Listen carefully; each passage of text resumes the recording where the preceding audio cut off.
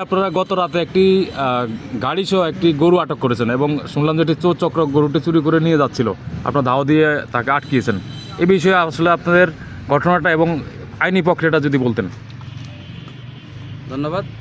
আমি গত রাতে হামচর থানা এলাকায় মোবাইল 2 ডিউটি করাকালীন সময় আমাদের মাননীয় পুলিশ সুপার মহোদয় ওয়ারলেস সেটের মাধ্যমে জানান যে সকল জেলার সকল মোবাইল টিম জরুরি ভিত্তিতে আপনারা চেকপোস্ট স্থাপন করে ঈদ উপলক্ষে আইনশৃঙ্খলা নিয়ন্ত্রণের জন্য চেকপোস্ট স্থাপন করে আইনশৃঙ্খলা নিয়ন্ত্রণ করেন।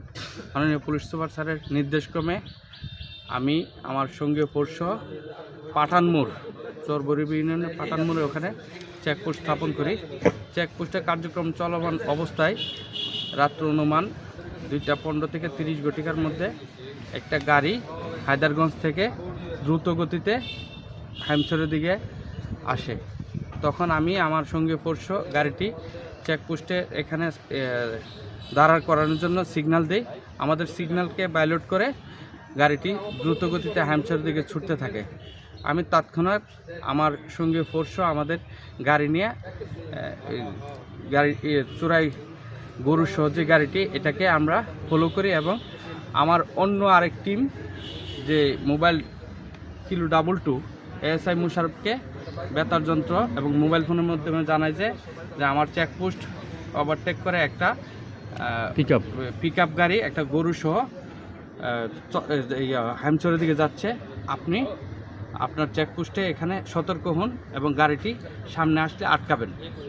মুশারফ আমার কথা ফলো করে তাৎক্ষণিক সে চেকপোস্ট স্থাপন করে ওখানে চেকপোস্ট তল্লাশি করাকালে এই গাড়িটি মুশারফের ওই চেকপোস্টের কাছাকাছি আসা পুলিশের উপস্থিতি টের পায়া চেকপোস্ট থেকে প্রায় 200 গজ দূরে গাড়িটি রেখে সে দ্রুত তারা দুই দিকে ছোটাছুটি করে চোররা পালায় যায়।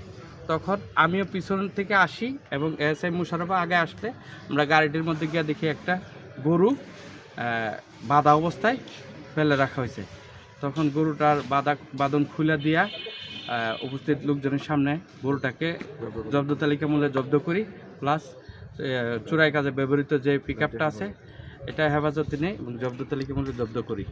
পরবর্তীতে উক্ত ঘটনার বিষয়ে তৎক্ষণাৎ মাননীয় অফিসার ইনচার্জ মহোদয়কে অবহিত করি। স্যারের নির্দেশে আইনগত প্রক্রিয়াধীন মামলা দেওয়ার জন্য প্রস্তুতি চলতেছে। আপনার কি গাড়ির যে বিআরটি নাম্বার, গাড়ির মালিক শনাক্ত বা ড্রাইভারকে শনাক্ত করা পারছেন কি, বা চোর যারা রয়েছেন তাদেরকে শনাক্ত করার পারছেন কি আপনার?